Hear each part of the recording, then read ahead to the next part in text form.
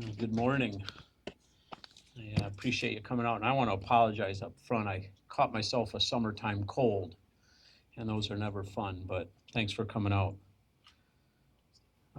Joining me today up here, I want to introduce the folks with me. Next to me is Under Sheriff Derek Wilson, Detective Sergeant Mike Kenny, and Detective Kyle Boyd. Boyd and Kenny are the lead detectives on this case and have been so for the last couple of years. Melissa Simmons, Missy, known to those who knew her and loved her, 15, of Scottville, Michigan, was last seen alive on June 13th, June 23rd, 1993, near the Scottville Wesco, located at 117 North Main Street in the city of Scottville.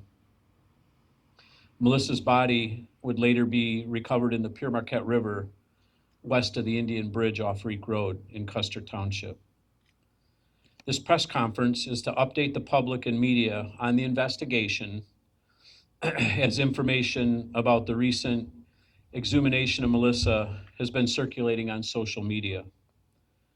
This remains a very difficult time for Missy's family, and we ask the public refrain from contacting the family direct. We ask that all comments or information be directed to either Detective Kyle Boyd or Detective Sergeant Mike Kinney at the Mason County Sheriff's Office. And their direct number is 843-3475. Detective Boyd's extension is 137, and Detective Sergeant Kenny's extension is 136. And again, we would ask you respect the privacy of the Simmons family as we work through this.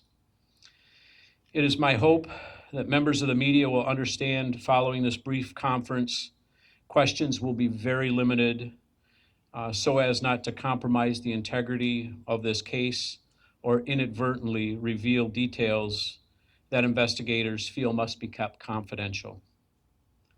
I would first like to thank Missy's family for their cooperation and willingness to always make themselves available to our detectives. Without them, we would not be making the progress in this case that we are. I would also like to thank the FBI for their support and availability to assist as needed. WMed, Wyman's Funeral Home, the Michigan State Police Crime Lab, and the Oceana County Sheriff's Office, which sent a detective last Friday to assist us. 2 years ago, I met with the Mason County Sheriff's detectives and asked them to take another look at this case. As the lone remaining member of the Mason County Sheriff's Office, from the day Melissa went missing, this case has haunted me since that time. No community ever wants to lose one of its members, but when you have a young teenage girl go missing and days later be found murdered, it not only shakes our residents, but it shakes law enforcement as well. I deeply appreciate the work of our detectives and their tireless dedication on behalf of Melissa. Their work has taken them to several states and conducted the following interviews to meet with potential new witnesses.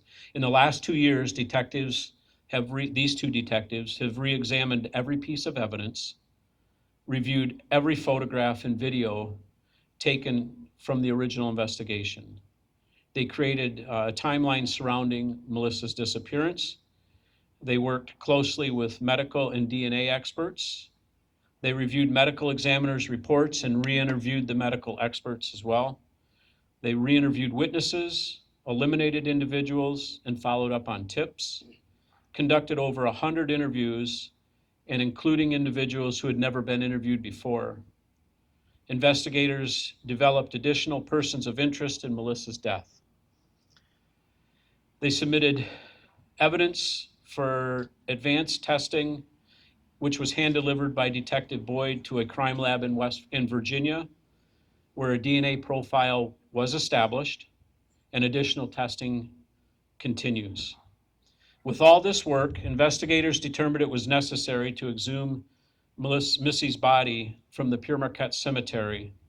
That was done last Friday, August 9th, 2025. While the decision was not taken lightly, it is the right one to do. In my 40-year career, I can't recall ever exhuming a body here in Mason County. This action was based on information gathered over the past couple of years And again, I will not be sharing what information it is in order to protect the integrity of this investigation. I would ask the public, I would ask this of the public and those who knew Missy. If you knew Missy or interacted with her in the days before her disappearance, or had contact with her or someone after her disappearance, that you contact us. Even if you spoke with investigators in 1993, we want to make sure that we have as much information as possible. Every detail matters. Thank you again for helping Melissa. We are committed to this case and will continue with our efforts for as long as it takes to seek justice for Missy, her family, and our community. And with that, again, I would ask that you understand our comments and follow-up questions will be very limited, but we would entertain a few short questions. Anyone? So Steve. obviously you must think this is more than just a fishing expedition. You do have some evidence. It costs money to exhume. You probably had to go through a judge to get that exhumation. So you must have something, though. Can you tell us any, whatever you can tell us? So again, there was evidence that was determined to be of value that was significant enough that we flew Detective Boyd to Virginia through Reagan National in Washington, D.C. to hand deliver a specimen to a lab in Virginia. And a DNA profile was established, and that analysis continues to this day. And that's what led us to exhuming her body Friday. Yes, sir. Can you just talk a little bit about how much this investigation weighs on you being the only remaining staff? Yeah, we take every case equally serious. When you have a child that is murdered, and she was a child, she was 15 years old. When you have a child who is murdered, you understand the anxiety it creates in a community and the concerns it creates for moms and dads. To this day, I was contacted last night by a person who went to school with Melissa, would have graduated with Melissa. And even though they didn't run in the same circle, it was Scottville and Mason County Central. That's a small school.